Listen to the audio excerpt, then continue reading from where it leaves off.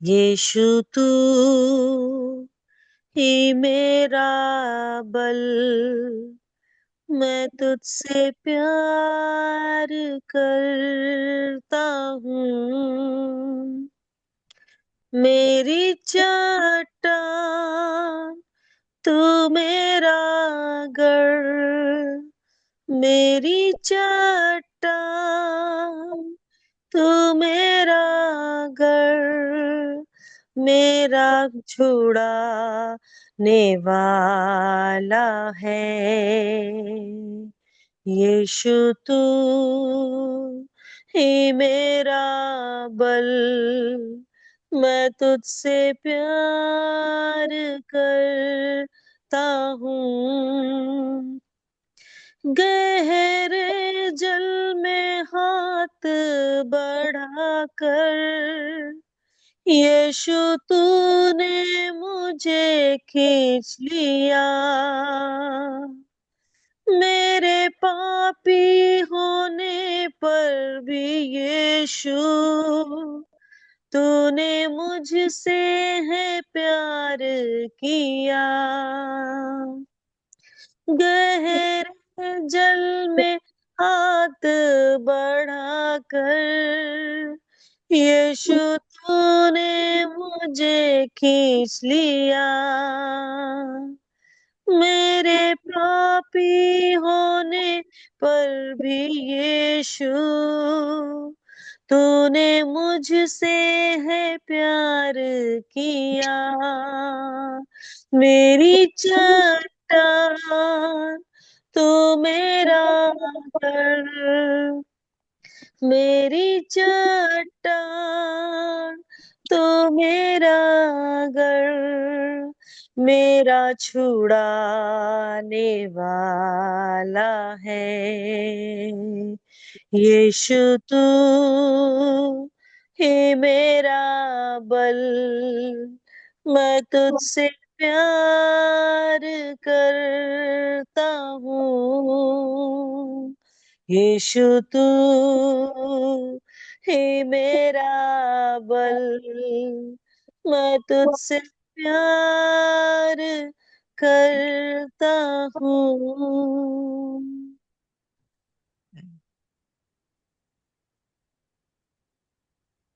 Shalom shalom और shalom, प्रभु यीशु की शांति जो समझ से बाहर है हम लोग के जीवनों में बनी रहे। जैसा कि हम लोग इस पूरे इन दिनों में ये देख रहे हैं कि कैसे परमेश्वर का राज्य जो प्रभु यीशु मसीह ने इस पृथ्वी के ऊपर कायम कर दिया है 2025 साल पहले, उस कार्य को हम अब कैसे आगे बढ़ाएं। कल से हम लोगों ने देखा था कि आराधना ने बताया था मत्ती 5 का 35 से 38 के बीच में कि किस प्रकार से लोग भटके हुए हैं और व्याकुल है, और प्रभु उनके ऊपर तरस खाता है और उनसे कहता है, जैसे कि यहाँ पे 36 में लिखा हुआ है, 9 का 36 में 36 में, जब उसने भीड़ को देखा तो उसको लोगों पर तरस आया, क्योंकि वे उन भेड़ों के समान जिनका कोई रखवाला ना हो व्याकुल और भटके हुए थे। तब उसने अपने चेलों से कहा, पके खेत तो बहुत है पर मजदूर थोड़े हैं, इसलिए खेत के स्वामी से विनती करो कि वो अपने खेत काटने के लिए मजदूर भेज दे। वास्तव में ऐसे मजदूर जो कि उसके उसके जो जो काम रह गया है उसको पूरा कर सके। परमेश्वर को, यीशु मसीह को मनु ऐसे विश्वासियों की जरूरत है जो कि अ, खेतों को काट सके, जो कि लोगों को प्रभु के बारे में बता सके और उन परमेश्वर का राज्य उनके अंदर भी स्थापित होता जाए। और आज हम देखने जा रहे हैं कि कैसे प्रभु यीशु मसीह ने उन मजदूरों को बुलाया और उन सेवकों को बुलाया है और उन्होंने क्या काम उनको सौंपा है, किस प्रकार से उनको परमेश्वर के राज्य को आगे बढ़ाने के लिए क्या करना है। बहुत ही क्लियरली प्रभु ने जो कहा और उसको उसने डिमॉन्स्ट्रेट करके भी दिखाया, उसको पूरा करके भी दिखाया, ताकि हम जो अभी हैं वो सीख सके कि क्या करना है, कौन से मजदूर हैं, किनके लिए प्रार्थना करना है, और वो मजदूरों को क्या करना है, हम जो कि उसके सेवक सेविकाएं हैं, हमको क्या करना है। हम 10वें अध्याय का हम धीरे धीरे करके देख लेंगे, 1 से 15 तक, कि यहाँ पर प्रभु क्या करता है, और इससे आज हम परमेश्वर के राज्य को इस पृथ्वी पर लाने के लिए क्या कर सकते हैं। प्रभु का धन्यवाद हो। 10 का 1 में जैसे लिखा है, फिर उसने अपने 12 चेलों को पास बुलाकर, पास बुलाया, उनको बुलाया, जैसा कि हम देखते हैं वो कि वो उनको अपने पास, सॉरी, उनको पास बुलाया, और उन्हें जो है कैसे बुलाया, उसको दूसरे पद में हम अगर जाएं तो हम देखते हैं कि उसने कैसे 12 चेलों को बुलाया अपने। इन 12 प्रेरितों के नाम ये हैं: पहला शमौन, जो पतरस कहलाता है, उसका भाई अंद्रयास, जब्दी का पुत्र याकूब और उसका भाई यूहन्ना, और फिलिपुस और बरतुमे, थोमा और महसूल लेने वाला मती, हल्फाई का पुत्र याकूब और तद्दे, और शमौन कनानी, और यहूदा इस्करियोती जिसने उसे पकड़वा भी दिया। यहाँ 12 चेले उसने बुलाए और उनको नाम लेकर बुलाया। आज प्रभु यीशु मसीह आपको नाम लेकर बुलाता है, नाम लेकर बुलाता है।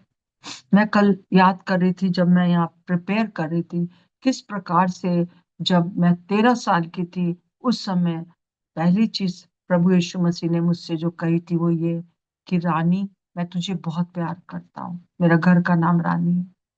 तो उसने मुझे मेरा नाम लेकर बुलाया। और दूसरी जो जो उसने बुलाया, जब मैं बीच में कई बार मेरे मन में ये बातें आती थी कि मुझे परमेश्वर के लिए काम करना है, और मैं छोटी उम्र से ही सबको इकट्ठा करके कुछ कुछ करती रहती थी।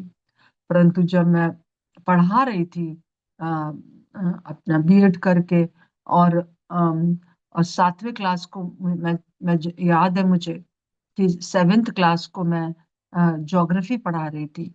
और तो प्रभु यीशु मसीह ने कहा, इन बच्चों को ज्योग्राफी और हिंदी जो तेरे सब्जेक्ट है कोई भी पढ़ा देगा, परंतु इनको मेरे बारे में कौन बताएगा। और उस समय मैंने ये निश्चय कर लिया कि अब मैं ज्यादा दिन इस इस नौकरी को नहीं करूंगी, परंतु मैं प्रभु की सेवा करूंगी। और इस प्रकार से प्रभु ने मुझे बुलाया। और आप जितने यहाँ पर हो, कभी ना कभी, चाहे नौकरी के साथ, चाहे नौकरी के को छोड़कर, प्रभु ने आपको बुला रखा है, आपको आवाज दी, आपको एक दर्शन दिया है। जैसे कि कल एक बहन के साथ मेरी बात हो रही थी, प्रार्थना हो रही थी, और उसने कहा जब हम लोग प्रार्थना कर रहे थे तो उसने देखा कि किस प्रकार से जो है एक बहुत नरक की आग देखी उसने, और उसने देखा कि बहुत से लोग जो है वो नरक में गिराए जा रहे हैं, उस आग में तड़प रहे हैं। प्रभु ने कहा कि इन भटके हुओं को कौन कौन बताएगा। प्रभु उसको बुला रहा है फुल टाइम के लिए, या मुझे उसको उसको प्रभु खुद बताएंगे कि क्या करना है उसको। वो नौकरी करती थी, उसने नौकरी छोड़ी है, अब आगे किस प्रकार से प्रभु की सेवा करनी है, जो अभी कर रही है। तो इस प्रकार से प्रभु बुलाता है। यहाँ पे नाम लेकर बुलाया उसने, सबके नाम लिखे हुए हैं।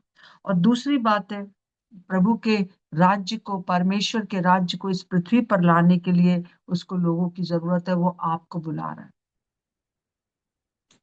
आप में होकर वो इस पृथ्वी पर बहुत से लोगों के व्याकुलता को दूर करेगा, उनके भटकने को दूर करेगा, उनकी जो परेशानी में लोग हैं बहुत भटके हुए हैं, उनको उनको प्रभु परमेश्वर के राज्य में शामिल होने के लिए सहायता करेगा। और फिर हम देखते हैं कि पहले ही पद में अगर हम आ जाते हैं, तो यीशु ने अपने चेलों को अधिकार दिया। अगर उसने बुलाया है तो उसने हमको कार्य करने के लिए एबिलिटी भी दिया है। ऐसे नहीं कि बस चले जाओ, परंतु उसने क्या हमें दिया है, उसने, यहाँ जैसे कि 10वें का पहले पद में लिखा है, फिर उसने अपने चेलों को पास बुला बुला कर अधिकार दिया कि उन्हें कि दुष्ट, कि वो अशुद्ध आत्माओं को पर अधिकार दिया और उन्हें निकालने और सब प्रकार की बीमारियों और सब प्रकार की दुर्बलताओं को दूर करे। प्रभु ने बिना कुछ हमको स्किल दिए नहीं छोड़ दिया। जैसे हम लोग एक पढ़ाते हैं तो हम लोग सीखते हैं कि कैसे पढ़ाना है, उस प्रकार से प्रभु ने किया है। और उसने क्या अधिकार दिए हैं, हम 3 बातों को देख लेंगे। उसे दुष्ट आत्माओं पर अधिकार दिया है, और दुष्ट आत्माओं को ऊपर उसने अधिकार दिया कि तुमको निकालो। और जब हम मरकुस उसका 16 का, हम 16 में पढ़ते हैं, आप अगर देखेंगे 15 से 17 के बीच में हम देखते हैं, तो 16 में जैसे लिखा हुआ है कि 15 में जैसे लिखा है, और यीशु मसीह जीवित हो गए और अपने चेलों के पास आकर उनको क्या कहते हैं, और उसने उनसे कहा, तुम सारे जगत में जाकर सारी सृष्टि के लोगों को सुसमाचार सुनाओ। प्रभु ने उनको एक मिशन दिया। जो विश्वास करे और बपतिस्मा ले उसी का उद्धार होगा, परंतु जो विश्वास ना करेगा वो दोषी ठहराया जाएगा। और खास तौर से 17वीं पद, विश्वास करने वालों के ये चिन्ह होंगे कि वे मेरे नाम से दुष्ट आत्माएं निकालेंगे। सबसे पहला जो बात है दोनों जगह पर, वो दुष्ट आत्माओं को निकालने की बात है। हर जगह आप देख लीजिए, प्रचार करें और दुष्ट आत्मा पहले निकालें। तो जब हम प्रचार करते हैं तो कौन सी ऐसी चीजें हैं जो कि लोगों को भटकाए हुए हैं और व्याकुल किए हुए हैं, और वो लोग, वो दुष्ट आत्माएं उनको भटकाए रहती हैं, उनके आंखों को बंद रखती हैं। तो प्रभु ने सबसे पहले ये कहा कि गुड़ाई करो, हाँ, है ना। जैसे एक बड़ा सा खेत है, बंजर पड़ा हुआ है, और आपको उसमें खेती करनी है, तो सबसे पहले आप क्या करोगे, आप उसमें हल चलाओगे या हाथ से खुरपी से गुड़ाई करोगे, और जितना कंकड़ पत्थर झाड़ झंकार है उसको अलग फेंकते जाओगे, अलग रखते जाओगे, ताकि वो खेत तैयार हो जाए, ताकि जब बीज डाला जाए तो झाड़ी या उसको दबा ना दे, या पत्थर कंकड़ जो उसके अंदर है उसको रोक ना ले। तो सबसे पहले एक कठिन काम हमको करना है, और वो कठिन काम क्या है, उनके लिए प्रार्थना करनी है कि उनके अंदर से जो भी कंकड़ पत्थर है सब दूर हो जाए। इवन हम जो कि चर्च के अंदर है, देखिए 2 प्रकार के भटके हुए लोग हैं जिन पर प्रभु को तरस आता है, व्याकुल लोग हैं। चर्च के अंदर भी बहुत से लोग हैं जो अभी भी भटके हुए हैं। क्यों? क्योंकि उनके अंदर भी बहुत से कंकड़ पत्थर हैं। आज रोज पूछना हमको कि प्रभु, मेरे अंदर क्या चीज है, मैं अपने अंदर गुड़ाई करती हूँ और यीशु मसीह के नाम से इस चीज को मैं निकाल कर फेंक देती हूँ। अगर कोई जलन, कोई ईर्ष्या, कोई प्रकार की सुस्ती, आलस, पेटूपन, या कोई प्रकार से झूठ बोलने का, या किसी भी प्रकार से अपनी महिमा प्राप्त करने का, ये सब क्या है, कंकड़ पत्थर है जो कि एक विश्वासी के अंदर है। और जो बाहर लोग हैं उनके अंदर भी बहुत सी दुष्ट आत्माएं हैं जो कि उनको परमेश्वर का वचन सुनने नहीं देती। सो प्रभु आज हमको पुकार रहा है, हमको ये कह रहा है कि हम जो है पहले इस सब चीजों को हटा दे, और फिर उसके बाद फिर बीज बोए, परमेश्वर का वचन जब फिर बोएंगे, बस इतना काम हमारा है। बाकी तो वर्षा भेजकर परमेश्वर का काम है, पवित्र आत्मा का काम है कि वो जो बीज है अंदर जो डाला गया है, वो वो फूट जाए और वो एक नया जीवन बनकर आ जाए, ताकि हमारे जीवन में वो बात पूरी हो जाए लोगों के जीवन में, कि जो जितने प्रभु यीशु मसीह को जानते हैं वो नई सृष्टि है, नई सृष्टि हो जाते हैं, नया जन्म हो जाता है। ये पूरा काम पवित्र आत्मा का है। कई बार पवित्र आत्मा का भी काम जब हम खुद करने लगते हैं तब गड़बड़ी हो जाती है। हमको गुड़ाई करना है, हमको बीज बोना है, हमको पाटा भी चला देना है ताकि बीज जो है अंदर समा जाए, चिड़िया चुग कर ना ले जाने पाए। और फिर उसके बाद जो है प्रभु कार्य करेगा। और दूसरा जो चीज है वो है, उसने हमको हमको इन दुष्ट आत्माओं के ऊपर, बीमारों के ऊपर अधिकार दिया, जैसे यहाँ पे लिखा है, और निकाले और सब प्रकार की बीमारियों और सब प्रकार की दुर्बलताओं को दूर करें। हर एक प्रकार की बीमारियों को हमको प्रभु कहता है। और हम मरकुस उसका 16 में भी देखते हैं, 17 के बी में, कि बीमारों पर वो हाथ रखेंगे और बीमार चंगे हो जाएंगे, ये चिन्ह होंगे। सो प्रचार करना और सारे बातें आश्चर्यकरम होना, ये अलग अलग नहीं है, दोनों साथ में चलना ही चलना है। और फिर उसके बाद जो है दुर्बल करने वाली शक्तियों को भी दूर करें। ये दुर्बल करने वाली शक्तियां क्या है? हमको आत्मिक रूप से जो दुर्बल करते हैं, जो हमको मानसिक रूप से दुर्बल करते हैं, जो हमको हमको भावनात्मक रूप से दुखी कर देते, परेशान कर देती हैं, और फिर हमको शारीरिक रूप से भी दुर्बल कर देती है, हमको आर्थिक रूप से। 5 प्रकार की दुर्बलता है, 5 प्रकार की बीमारियां भी है, 5 प्रकार की दुर्बलताएं भी है। और प्रभु चाहता है हम इन दुर्बलताओं से बाहर आ जाए, क्योंकि एक मनुष्य जो कि बीमार है, वो दुर्बल हो जाता है। सारी जो जो दुर्बलता है वो यहाँ से होती है, माइंड से होती है। मैंने देखा है कि मनुष्य दुर्बल होता है जब दिमाग में बहुत परेशान हो जाता है। तो मानसिक रूप से लोगों को आपको काउंसलिंग करना है, या बहुत सी चीजों के लिए आपको उनके लिए प्रार्थना करना है। सो हम देखते हैं कि ये शक्तियों को भी प्रभु ने अधिकार दिया है। प्रभु ने हमको ऐसे ही नहीं भेज दिया है, इन चेलों को ऐसे नहीं भेज दिया, परंतु सब दुष्ट आत्माओं के ऊपर अधिकार दिया, और सब प्रकार की बीमारियों और सब प्रकार की दुर्बलताओं को दूर करने का अधिकार दे दिया है। ये हमारे पास अधिकार है।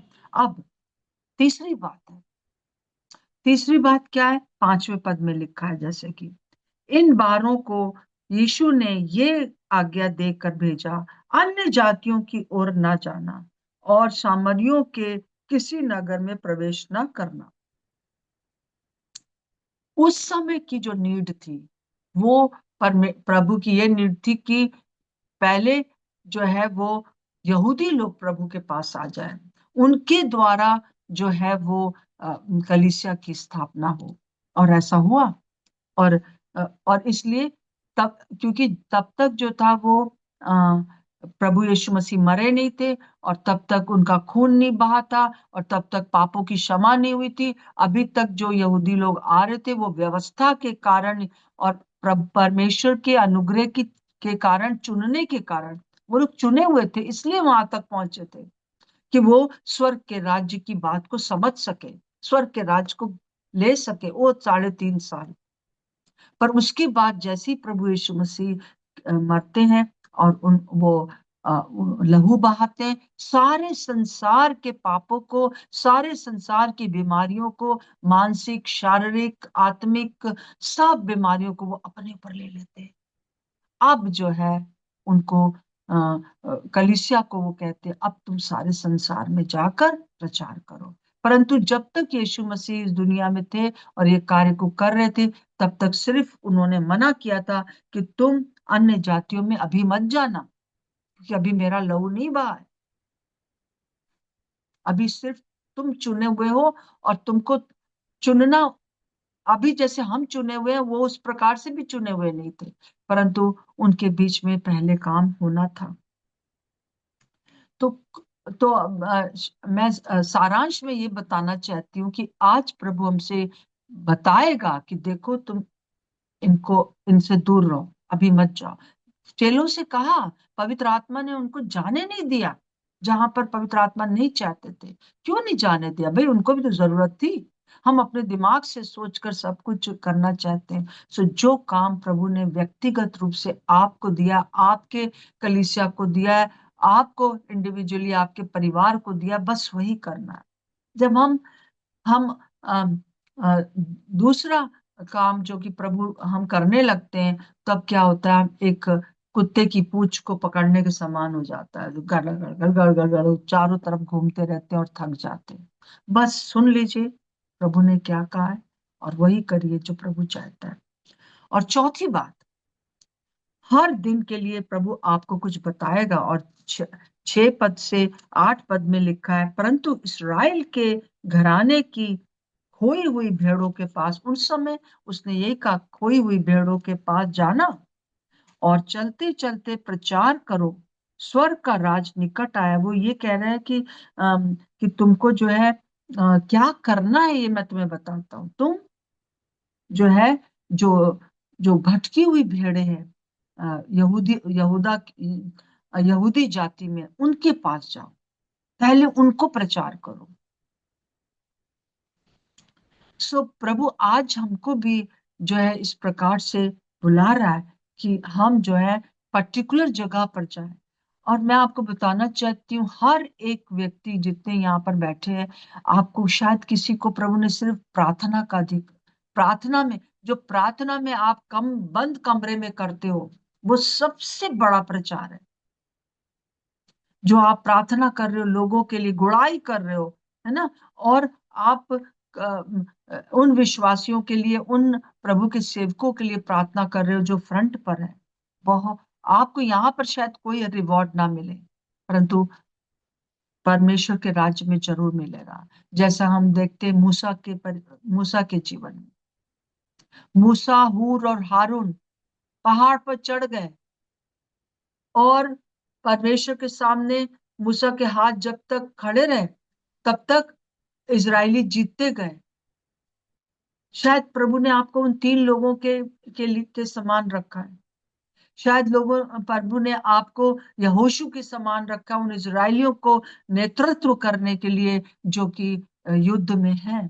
हम हमें हमें पूछना है कि प्रभु, और एक पर्टिकुलर टाइम होता है जब आपके बच्चे छोटे, मैं हमेशा कहती थी, अपने अपनी नौकरी भी छोड़ दिया, छोटे बच्चों का हम पीछे पड़े रहते, हम प्रभु की सेवा नहीं कर पाते।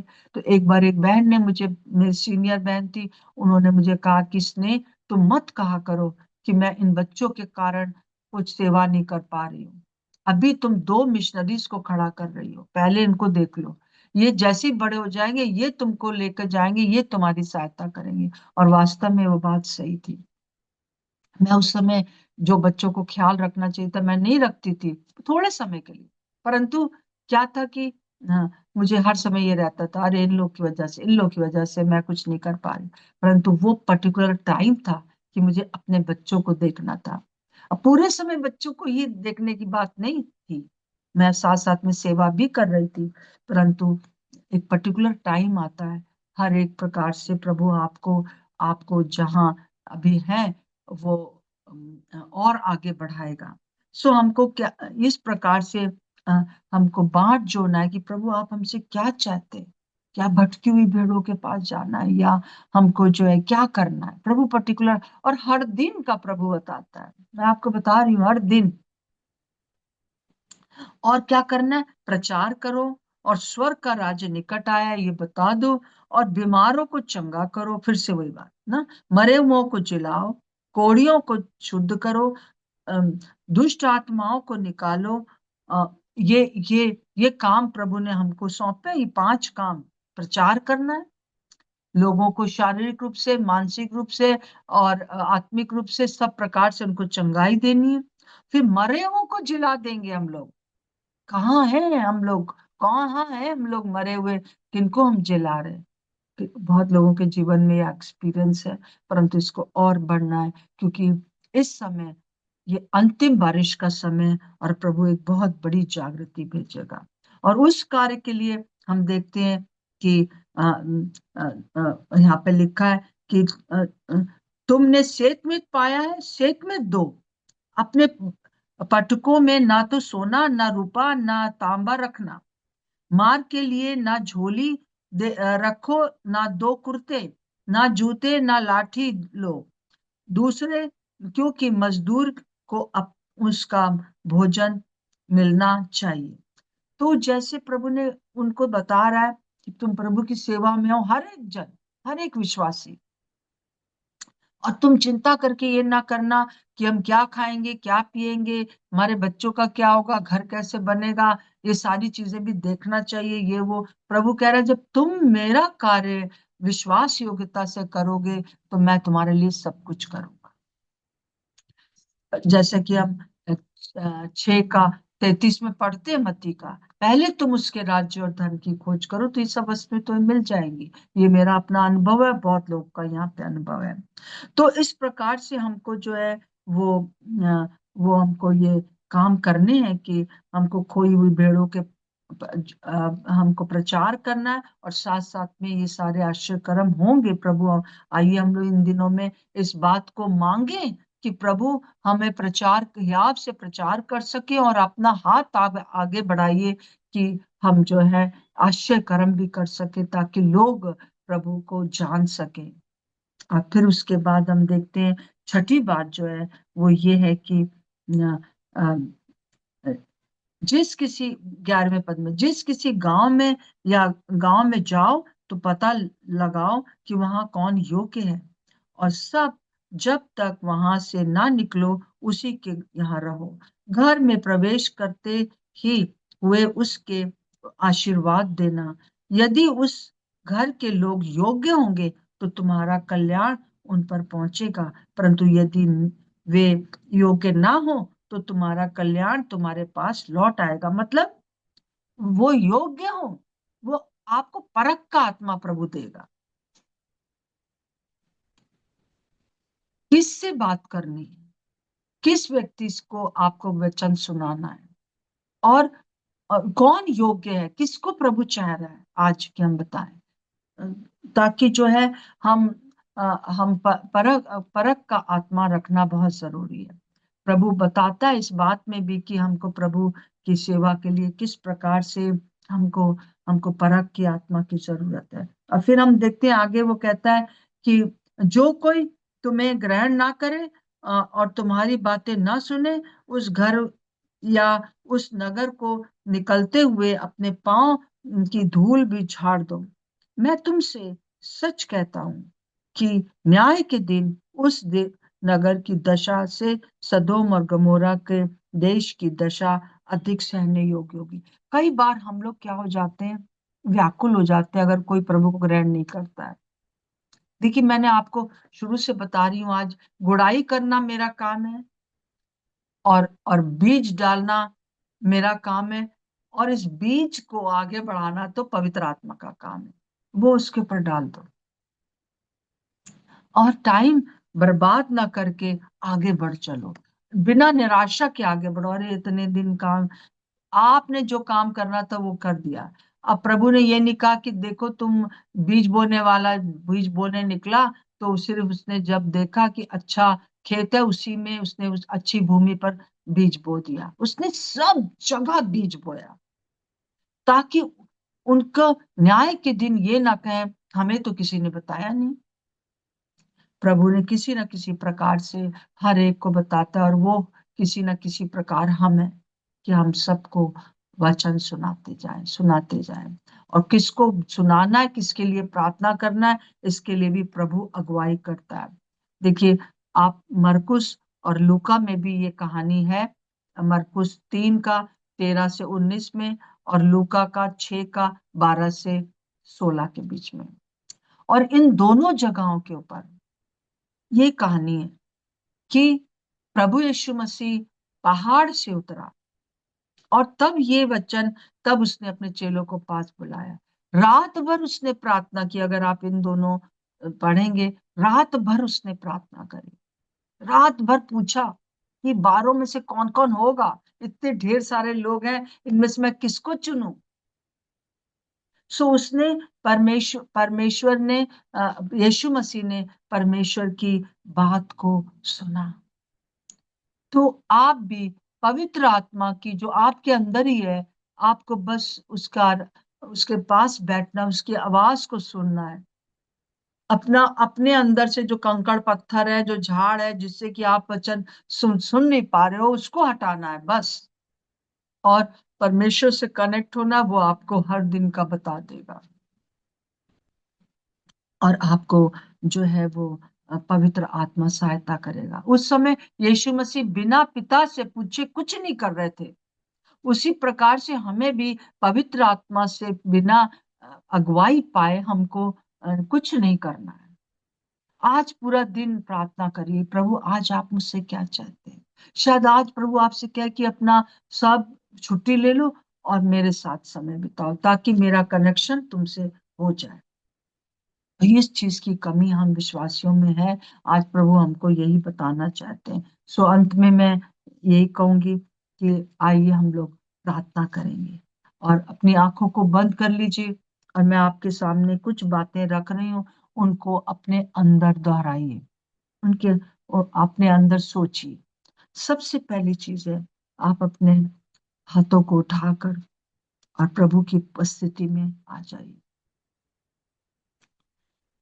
यीशु हमारा नाम लेकर हमें बुला रहा है, कह रहा है, मेरी बेटी, मेरे बेटे, मैंने तुझे बुलाया है ताकि तू मेरे इस राज्य की स्थापना पृथ्वी पर कर सके, ताकि तेरे द्वारा ये बात पूरी हो जाए कि हे हमारे पिता, तू जो स्वर्ग में है, तेरा नाम पवित्र माना जाए, तेरा राज्य इस पृथ्वी पर आए। क्या आप कहेंगे कि हाँ प्रभु, मैं आपका कार्य करूं, मैं यहाँ हूं, मैं आपका कार्य करूंगा, मैं आपका कार्य करूंगी। चाहे आप नौकरी कर रहे हैं, चाहे नौकरी के बिना, परंतु प्रभु ने हर एक को बुलाया है ताकि सुसमाचार सुनाया जाए। मैं प्रचार करूंगी, दूसरी बात है। और तीसरी बात है कि उसने आपको अधिकार दिए दुश्मन की सारी सेना पर अधिकार दिया है। लूका उसका 10 का 19 में जैसे लिखा है, देखो मैंने तुम्हें सांपों और बिच्छुओं को रौंदने का और शैतान की सारी, दुश्मन की सारी शक्ति के ऊपर अधिकार दिया है। तुम्हें इनसे कोई हानि ना होगी। हालेलुया। कुचलने का अधिकार दिया है। देखो मैंने तुम्हें तुम्हें इन शैतान, बिच्छुओं और सांपों को कुचलने का अधिकार दिया है। आप किसी भी प्रकार से ना डरें। प्रभु पवित्र आत्मा के रूप में आपके अंदर है, यीशु का लहू आपके ऊपर लगा है, कोई भी दुष्ट शक्ति आपको छू नहीं सकती है। और चौथी बात है, सेवा के लिए किस प्रकार से सेवा करनी है, इसके लिए प्रभु के लिए पास आ जाए, बांट जोए। प्रभु आप मुझे बताइए, मुझे क्या नहीं करना है। जैसे कि आपने अपने चेलों को बताते थे, यहां मत जाना, यहां चले जाओ, और कहाँ मुझे जाना है, क्या मुझे करना है। और जब हम परमेश्वर की पवित्र आत्मा के साथ बैठकर बांट जोते, तो यीशु मसीह अपने इस राज्य को स्थापित करने के लिए पवित्र आत्मा में होकर हमारे अंदर से काम करते हैं, हम उसकी अगुवाई पाए। पांचवी बात है, जैसा कि मत्ती 6 का 33 में लिखा है, पहले तुम उसके राज्य और धर्म की खोज करो। आइए हम इस बात में ना लगे रहें कि ये मेरी प्रॉब्लम कैसे सॉल्व होगी, ये कैसे होगा, वो कैसे होगा, मेरे बच्चों की पढ़ाई कैसे होगी, शादियां कैसे होंगी। पहले आप प्रभु के पास आ जाइए। आपका हर एक एक्टिविटी यही परमेश्वर के राज्य को इस पृथ्वी पर लाने के लिए हो जाए, बाकी काम प्रभु खुद करते हैं। हालेलुया। हर दिन, हर दिन मेरे सामने बहुत सी प्रश्न रहते हैं कि मेरे जीवन में अभी तक ऐसा क्यों नहीं हुआ, ये मैं प्रार्थना कर रही हूँ, वो क्यों नहीं हुआ, वो क्यों नहीं हुआ। परंतु प्रभु के हाथों में सौंप देती हूँ, और जो मुझे करना है उसकी बांट जोती हूँ। बस काफी है। वही मुझे और मेरे परिवार को पूरी तरह से स्वतंत्र करके आगे ले चल सकता है।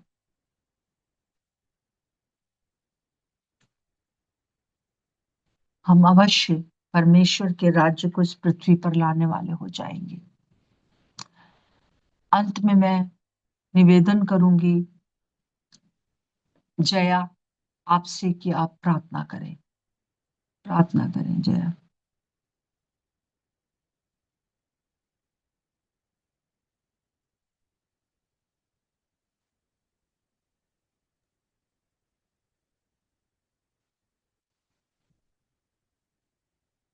हालेलुया। प्रभु यीशु मसीह, इस समय हम आपके पास आते हैं और आपको हम धन्यवाद देते हैं कि आप हमारे महान और जीवित परमेश्वर हैं।